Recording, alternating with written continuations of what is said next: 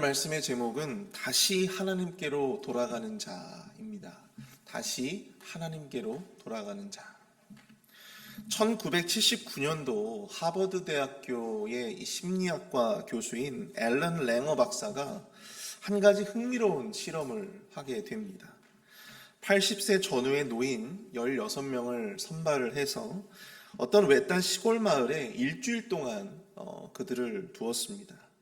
그러면서 그들은 1979년도의 삶이 아니라 그보다 20년 전인 1959년도의 삶의 모습으로 살아가도록 했습니다. 그들은 1979년이 아니라 1959년도의 음악을 듣고 또 그때 나온 뉴스를 보며 그리고 그때 나온 TV 프로그램들을 시청했습니다. 그리고 그 당시의 사회적인 이슈를 가지고 서로 토론을 했습니다.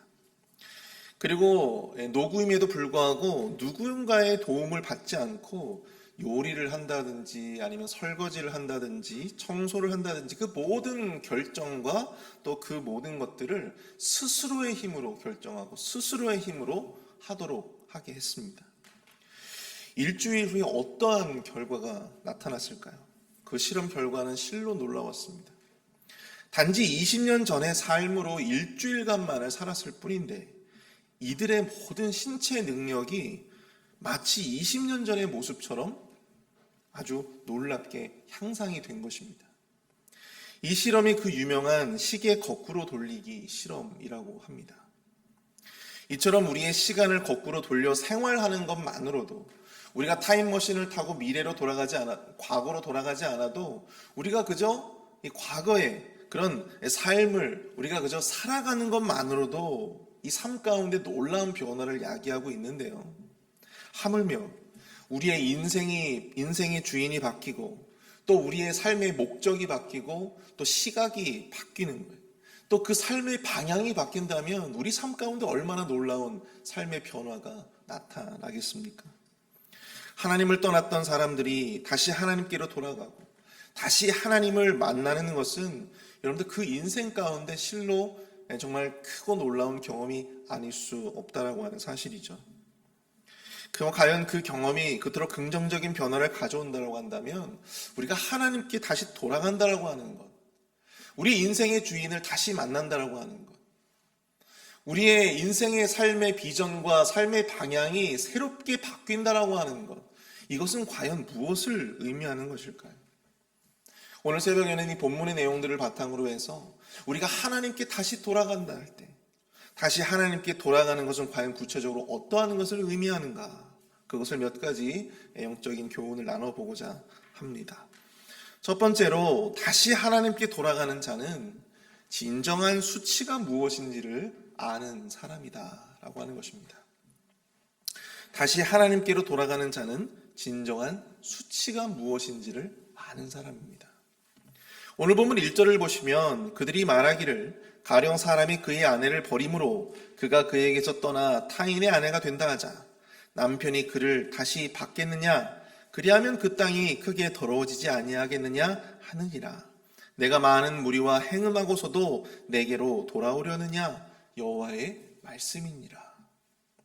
오늘 본문 1절을 통해 하나님이 고발하시는 것처럼 여러분 유대인들은요, 당시 남유다의 백성들은 스스로 행음을 하면서도 하나님 앞에 나오는 모습을 보였다라고 하는 것이죠. 낮에는 우상을 숭배하고 낮에는 우상의 말을 하고 우상의 문화 가운데 살아가다가 다시 하나님께로 나오려 했다라고 하는 것입니다. 하나님을 떠나 우상을 숭배하면서도 동시에 하나님께 예배 가운데로 나오는 그러한 인면수심의 모습을 보여주고 있다라고 하는 것이죠. 하나님은 그렇게 두 마음을 품고 하나님께로 돌아오는 것을 나는 결코 원치 않는다 라고 하는 것을 말씀해주고 계십니다.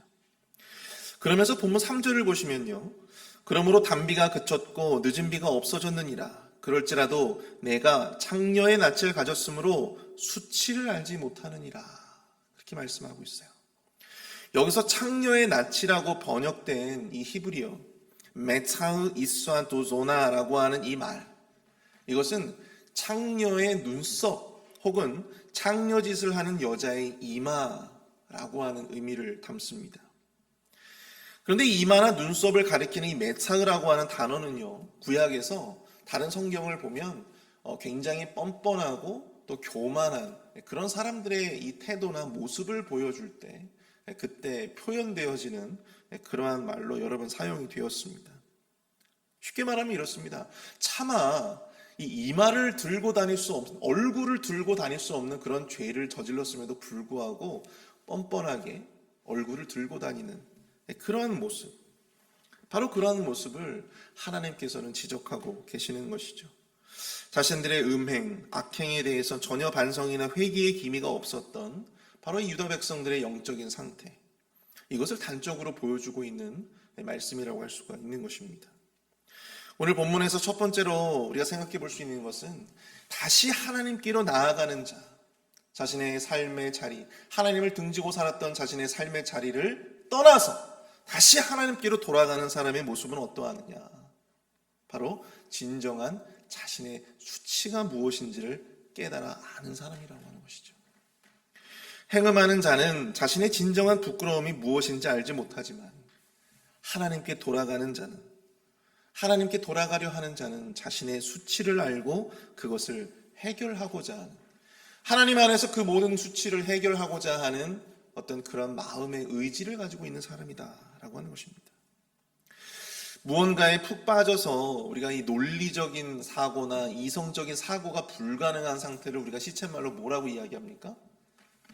뭐라고 이야기하죠? 콩깍지가 씌었다, 이런 말 하잖아요. 그렇죠? 여러분들, 우리가 다 한 번쯤은 인생을 살면서 이 콩깍지가 씌은 경험들을 여러분 다 하지 않았겠습니까? 여러분들은 안 하셨나요? 예. 마치 안 하신 것처럼 이렇게 보고 계신데, 우리가 살면서 한 번쯤은 누군가에게든 아니면 무엇에게든 콩깍지가 씌어서 아주 논리적이고 이성적인 사고를 전혀 할 수 없는 그러한 상태의 모습으로 살았던 적이 아마 있었을 것입니다. 우리가 사랑하는 사람을 만나 눈에 콩깍지가 씌이고, 여러분, 그 사람의 모든 것이 다 좋아 보이잖아요. 그 사람이 방귀를 뀌어도 그 냄새가 얼마나 향기롭고 얼마나 달콤하게 느껴지겠습니까? 논리적이고 이성적인 사고를 한다면 결코 할 수 없는 행동들을 하잖아요. 그때에는 사랑하는 사람이 상대의 무모함에도 불구하고 그 사람의 무모함을 무모함으로 보지 않고 용기 있고 패기 있다, 그렇게 보지 않습니까? 여러분들, 이렇게 콩깍지가 씌이게 되면 우리가 정말 나중에 생각하면 내가 왜 그랬을까? 내가 왜 그랬을까? 라고 하는 어떤 그러한 생각들을 하면서 스스로 우리의 과거에 대해서 부끄러움을 갖게 될 때가 있다고 하는 것이죠. 마찬가지로 우리가 하나님을 떠나서 다른 대상, 다른 존재에 우리 눈에 콩깍지가 씌이게 되면 여러분들, 그게 수치스러움인지 그게 죄인지도 스스로 인지하지 못하게 된다고 하는 사실이에요. 알지 못하게 된다고 하는 것입니다. 문제는 그것이 수치스러운 행동이라고 하는 것을 그 당시에는 전혀 인지할 수가 없다라고 하는 것이죠. 하나님을 떠나 있던 자들이 하나님을 만나고 또 자신의 옛 생활을 부끄러워하는 것은 하나님을 떠나 다른 존재, 또한 다른 대상에게 콩깍지가 씌었기 때문입니다. 따라서 다시 하나님께 돌아가려 하는 자의 가장 큰 특징은 뭐냐? 바로 하나님을 떠나 있었던 바로 그 삶을 스스로 부끄러워할 줄 알게 된다고 하는 사실입니다. 하나님을 등지고 살았던 지난날의 나의 삶을 돌아보며 스스로 부끄러워할 수 있게 된다고 하는 사실이죠. 주일에는 하나님을 예배하고 또 주중에는 자신을 예배하는 삶, 돈을 예배하고 사람들을 예배하는 삶이 얼마나 부끄럽고 얼마나 수치스러운가, 그것을 여러분 하나님께 돌아가려 하는 자들은 깨닫게 된다고 하는 사실입니다. 주의 말씀으로 우리의 영이 충만케 되기를 축복합니다. 성령으로 말미암아 우리의 영이 민감하게 다시 세워지기를, 우리의 영의 눈이 다시 떠지기를 축복합니다. 수치를 수치로, 또 죄를 죄로, 부끄러움을 부끄러움으로 볼 수 있는, 깨달을 수 있는 영적인 그러한 깨달음과 민감성이 온전히 우리 모두에게 함께 충만할 수 있게 되어지기를 축복합니다. 두 번째로 우리가 생각해 볼 수 있는 것은요, 다시 하나님께로 돌아가는 자는 하나님의 음성에 귀 기울이는 자이다 라고 하는 것입니다. 오늘 본문 13절을 보시면요, 너는 오직 내 죄를 자복하라. 이는 내 하나님 여호와를 배반하고 내 길로 달려 이방인들에게로 나아가 모든 푸른 나무 아래로 가서 내 목소리를 듣지 아니하였음이라. 여호와의 말씀이니라. 유다는 하나님을 떠나서 푸른 나무, 즉 상록수 아래에 차려진 이방신들을 위한 제단에 가서 여호와의 목소리를 듣지 않았다. 그렇게 하나님께서 고발하고 있습니다. 당시 사시사철 푸르른 상록수들은요, 매우 상서로운 나무들로 여겨졌어요. 그래서 그 밑에다가 이방신들을 위한 제단을 쌓아놓고 그곳에서 사람들이 우상 숭배를 하게 되었습니다. 유다 백성들은 하나님을 떠나 이방의 제단에 가서 제사를 드리고 정작 자신들의 주인, 자신들의 왕이었던 여호와 하나님의 목소리는 청종하지 않았다. 그 목소리를 듣지 않았다라고 말씀하시는 것이죠. 바로 이러한 모습들이 하나님을 떠난 자들의 전형적인 삶의 특징이다 할 수 있는 것입니다. 따라서 다시 하나님께로 돌아가려 하는 자는 하나님의 음성에 귀 기울이는 사람이다. 우리가 생각해 볼 수 있는 것이죠. 여기서 우리가 듣다라고 번역된 쏴마으라고 하는 히브리어 단어는요, 단지 귀로 듣는 것만을 의미하는 것이 아닙니다. 우리의 귀에 뭔가 들렸을 때 그것을 쏴마으라고 이야기하지 않고요, 들은 내용을 우리가 삶을 통해서 온전히 실천하고 순종할 때 우리는 쏴마으라고 하는 이 단어를 사용하게 된다라고 하는 사실이죠. 그들이 하나님의 말씀을 듣기는 들으나 그대로 그 삶을 통해, 그 일상을 통해 실천하지 못하고 있었다라고 하는 사실입니다. 여러분들, 우리가 관계가, 사람과 사람 사이의 관계가 깨지면요, 그 사람의 가장 큰 나타나는, 그 관계에서 나타나는 특징 중에 하나가 무엇이냐면 그 사람의 말이 듣기가 싫어져요. 그 사람이 무슨 말을 하든지, 그 사람이 어떠한 말을 하든지 그 말을 듣기가 싫어집니다. 듣기는 들어도 그 말을 진정성 있게 듣지 않아요. 그냥 흘려 듣습니다. 아, 그러려니 하면서 그냥 흘려 듣습니다. 그 말이 우리의 삶에 아무런 영향력을 끼치지 못하게 된다고 하는 사실입니다. 우리가 하나님과의 관계가 제대로 세워져 있는가, 여러분들, 우리가 스스로 생각해 볼 수 있는, 스스로 판단해 볼 수 있는 바로미터가 무엇인지 아십니까? 그것은 바로 우리의 귀에, 우리의 영의 귀에 하나님의 음성이 들리느냐, 과연 하나님의 말씀이 들리느냐. 우리가 설교를 듣고 또 하나님의 말씀을 읽는데 그 말씀이 과연 우리의 이 가슴을 때리느냐, 우리 마음 가운데 와닿느냐, 이 말이에요. 사실 오늘날 많은 그리스도인들이 참 많은 예배를 드립니다. 특별히 여러분들 한국 교회는 정말 많은 예배를 드려요. 새벽 예배도 드리고 수요 예배도 드리고 금요일 날에도 예배 드리고 어떤 교회는 또 토요일 날 예배를 드려요. 주일 날에는 당연히 예배를 드리고요. 정말 많은 예배를 드립니다. 그리고 정말 많은 설교를 들어요. 그리고 또 얼마나 많은 성경 공부를 합니까? 개인적으로 성경을 읽고 묵상하는 분들이 참 많이 있어요. 그래서 예전과는 다르게 이렇게 성도님들과 대화를 하다 보면 참 성경 지식도 참 많으신 분들을 제가 보게 됩니다. 예전에 비해서, 예전에 우리 신앙의 선배들에 비해서는 지금의 우리가 성경 공부라든지 성경적인 지식을 습득할 수 있는 기회와 또 장이 정말 활발하게 이루어지고 있음을 보게 돼요. 고무적인 일이죠. 그런데 하나님의 말씀을 많이 듣는 것, 혹은 많이 읽는 것과 하나님의 말씀이 과연 우리의 일상에 얼마나 많은 영향력을 끼치는가는 좀 다른 문제인 것 같다는 생각이 듭니다. 우리가 듣고 읽은 말씀이 우리의 지식으로 쌓이는 것 말고 실제 우리의 삶에 영향력을 주어야 한다고 하는 것이죠. 우리가 듣고 읽는 말씀의 기회는 많지만 오히려 아이러니하게도 말씀에 대한 어떤 기대나 혹은 그 영향력은 점점 이렇게 약화되고 있는 그러한 모습들을 보게 됩니다. 아마도 우리 이제 사춘기 자녀들을 둔, 또 사춘기 자녀들을 키워본 경험이 있는 여러분들과 같은 부모님들은 너무나도 잘 아실 겁니다. 그럼 사춘기 아이들은요, 자기들이 세상의 중심이에요. 천상천하 유아독존. 자기들이 세상의 중심이에요. 그래서 굉장히 자기중심적이고, 정말 시쳇말로 부모 알기를 뭐같이 알아요? 부모 알기를 우습게 합니다. 그도 그럴 것이, 그 시기는 자기 주도성이 발달하는 시기이기 때문에 이 부모의 영향력으로부터 서서히 독립해 나아가는 과정이 있거든요.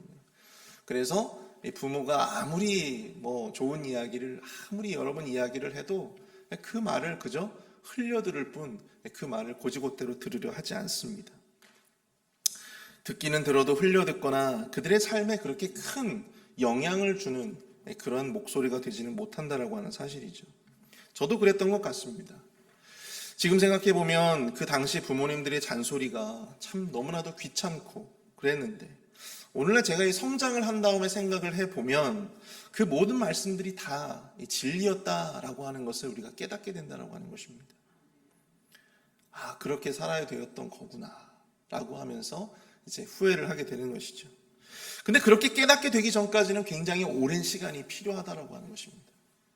오히려 나를 진정으로 걱정해주고 위해주고 생각해주는 부모의 존재가 없으면 그때야 비로소 우리는 깨닫습니다. 아, 그 말에 귀 기울이지 못했던 우리의 삶을 후회한다라고 하는 사실이죠. 사랑하는 성도 여러분, 우리가 다시 하나님께로 돌아간다라고 하는 것은 다시금 하나님의 말씀에 귀 기울이는 것을 의미합니다. 다시금 하나님의 말씀을 청종하는 것을 의미합니다. 단순히 그냥 그 말씀을 그냥 귀로 듣는 것뿐만 아니고 그 말씀이 우리의 삶에 충만하게 채워져서 우리의 삶의 영향력으로 나타나는 것을 의미한다고 하는 것이죠. 사무엘상 15장 22절은 이렇게 말씀하고 있습니다. 여호와께서 번제와 다른 제사를 그의 목소리를 청종하는 것을 좋아하심 같이 좋아하시겠나이까. 순종이 제사보다 낫고 듣는 것이 순양의 기름보다 나으니. 여러분, 예수님은 또한 요한복음 10장 27절을 통해 이렇게 말씀하세요.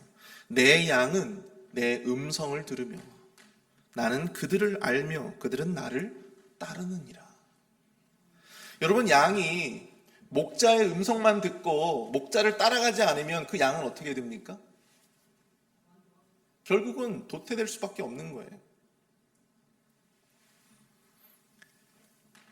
여러분, 양은 목자의 음성을 듣고 그리고 그 목자의 음성을 따라갑니다. 우리가 하나님께로 다시 돌아가고 하나님의 자녀로 산다라고 하는 것은 결국 듣지 않았던 것을 다시 듣는 것을 의미합니다. 들으려 하지 않았던 것을 다시 듣는 것을 의미하는 것입니다. 여러분들은 지금 하나님의 음성을 청종하고 계십니까? 주님의 음성을 따라가는, 오직 주님의 음성을 듣기만 하는 것이 아니라 따라갈 수 있는 저와 여러분들 수 있기를 축복합니다. 마지막으로 우리 세 번째로 다시 한번 생각해 볼 수 있는 것은, 다시 하나님께 돌아가는 자는 주님의 이름으로 모이는 자이다 라고 하는 것입니다. 다시 하나님께로 돌아가는 자는 주님의 이름으로 모이는 자이다. 오늘 보면 14절과 15절을 보시면, 여호와의 말씀이니라 배역한 자식들아 돌아오라. 나는 너희 남편임이라. 내가 너희를 성읍에서 하나와 족속 중에서 둘을 택하여 너희를 시온으로 데려오겠고, 내가 또 내 마음에 합한 목자들을 너희에게 주리니 그들이 지식과 명철로 너희를 양육하리라. 아멘. 하나님은 본문 내내 유다의 죄를 고발하고 또 그들의 어떤 심판을 경고하시는 메시지를 주고 계시는데요, 마지막에는 그들에게 또 은혜를 베풀고자 하시는 이 사랑의 하나님의 면모를 보여주고 계시다라고 하는 것입니다. 그러면서 이런 말씀을 하세요. 나는 너의 남편이다. 나는 너의 남편이다. 근데 여러분, 이 남편으로 번역된 히브리어 단어가요, 여러분들 너무나도 잘 알고 계시는 바알이라고 하는 단어예요. 바알. 여러분, 바알 하면 생각나는 게 뭐예요? 이방인들이 섬겼던 이방신을 우리가 바알이라고 그러지 않습니까? 바알. 남유다 백성들이 하나님이 아니라 이 바알에게 지금 콩깍지가 씌인 거 아니겠어요? 이 바알이 바로 그 바알입니다. 그러니까 하나님의 말씀은 유다 백성들이 빠져 있는 이방의 바알 신이 아니라 남편 바알, 즉 여호와 하나님께로 돌아오라. 이런 말씀을 지금 하고 있는 거예요. 우상과 또한 행음한 유다의 백성들은 곧 포로로 끌려가겠지만 우리 본문 14절에 나타나고 있듯이 하나님은 그들 가운데서 몇 명을 택하겠다. 소수를 택해서 다시 어디로 데려오겠다? 시온으로 데려오겠다 말씀을 하고 계시는 거예요. 그들에게 다시금 구원과 회복을 주시겠다. 하나님께서 약속하고 있는 모습들을 보게 됩니다. 그리고 본문 17절을 보시면요. 그때 예루살렘이 그들에게 여호와의 보좌라 일컬음이 되며 모든 백성이 그리로 모이리니 곧 여호와의 이름으로 말미암아 예루살렘에 모이고 다시는 그들의 악한 마음이 원악한 대로 그들이 행하지 아니할 것이며 이렇게 말씀하고 있어요. 여기서 모든 백성이 그리로 모이리니 곧 여호와의 이름으로 말미암아 예루살렘에 모이고 이렇게 기록이 되어져 있어요. 그런데 여러분들이 이 히브리어 원어를 쭉 한번 그대로 의역을 해보면 사실 이런 의미를 담고 있습니다. 모든 열방이 그리로 모이리니 여호와의 이름에 예루살렘에, 사실은 이렇게 기록이 되어져 있어요. 모든 열방이 그리로 모이리니 여호와의 이름에 예루살렘에. 단지 이스라엘 백성들이 모이는 곳이 예루살렘, 장소적인 어떤 예루살렘이 아니고요. 그들이 여호와의 이름에 모인다라고 이야기하고 있는 것입니다. 여호와의 이름에 모인다. 이는 여호와의 이름을 인정하고 또한 그분을 경외하고 신뢰하는 그러한 자들의 모임을 의미하는 것입니다. 그래서 우리는 이 말씀을 통해서 깨닫게 되죠. 다시 하나님께로 돌아가는 자는 그 삶의 중심에 여호와의 이름이 있다. 우리가 여호와의 이름에 모이는 거예요. 여호와의 이름에. 다시 돌아가는 자는 여호와의 이름으로 모이는 사람이에요. 주님의 이름으로 모이는 사람인 것입니다. 자신의 유익을 위해 모이지 않아요. 자신의 이름을 내기 위해 모이지 않습니다. 자신의 성장을 위해서, 자신의 위로를 위해서 모이는 자들이 아니에요. 위로받고 칭찬과 명성을 얻기 위해 모이는 자들이 아닙니다. 오직 여호와 하나님의 이름, 주님의 이름을 위해 예배하고 또 그분의 이름을 위해 살아가는 사람들. 그분의 이름을 위해 우리가 이렇게 예배로 모이는 거예요. 바로 그것이 진정으로 다시 하나님께로 돌아가는 자의 영적인 모습이다. 우리가 생각해 볼 수 있는 것입니다. 사랑하는 성도 여러분, 우리의 모임은 과연 누구를 위한 모임입니까? 여러분들은 과연 어디로 모이고 있습니까? 누구의 이름을 내기 위해, 누구 이름의 영광을 위해 지금 이 모임을 하고 계십니까? 아무쪼록 우리는 오직 여호와 하나님의 그 이름에 모이고 그 이름을 위한 삶을 살며 그 이름을 위한 예배 가운데로 나아가시는 저 여러분 될 수 있기를 축복합니다. 우리 회빛 한인 장로교회 예배가 또 우리의 섬김이 또 우리의 모임이 오직 여호와 하나님의 이름 가운데로 모여지는, 또한 그 이름을 위해 살아가는 우리의 모임이 될 수 있기를 진정으로 축복합니다. 바로 그것이 다시 주님께로 돌아간 자들의 영적인 특징이다 라고 하는 것을 우리가 좀 기억했으면 좋겠고요. 그러한 삶이 우리가 지향하는 영적인 방향이 되어지기를 간절히 기도합니다. 오늘 우리가 말씀을 생각하시면서 함께 기도하기를 원합니다. 주님을 등지며 살았던 지난날을 회개합니다. 주님 품으로 돌아오라는 주님의 그 음성에 따라 우리의 어두운 자리를 털고 주님께로 다시금 나아갈 수 있는 삶이 되게 하여 주옵소서. 다시금 마음을 다잡고 주님을 떠난 삶의 수치를 우리가 진정으로 알게 하여 주시고 하나님의 음성에 귀 기울이는 겸손을 갖게 하여 주시며 다름 아닌 주님의 이름을 위한 예배, 이름을 위한 삶으로 돌아가는 참된 회개의 모습이 나타나게 하여 주옵소서. 우리 함께 기도하도록 하겠습니다. 사랑하는